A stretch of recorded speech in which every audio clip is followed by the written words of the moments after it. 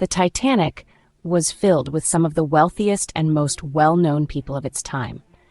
But when disaster struck, status didn't guarantee survival. Here are four of the Titanic's most famous passengers and their fates.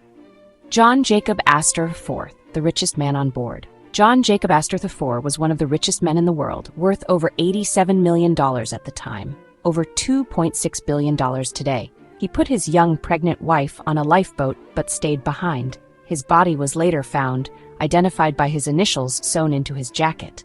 But he wasn't the only millionaire whose fate was sealed that night.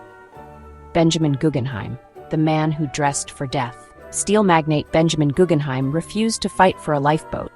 Instead, he and his valet changed into their finest clothes, saying, "We are dressed in our best and are prepared to go down like gentlemen."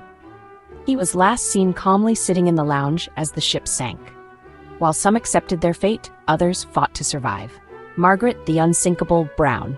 Margaret Brown, better known as the Unsinkable Molly Brown, helped row her lifeboat to safety and even tried convincing the crew to go back and save more people.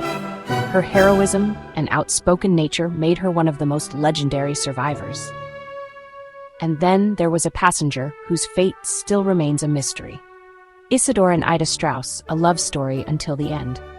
Isidor Strauss, co-owner of Macy's, and his wife, Ida, were offered lifeboat seats. Ida refused, saying, "We have lived together for many years. Where you go, I go." The couple was last seen sitting side by side on the deck as the ship went under.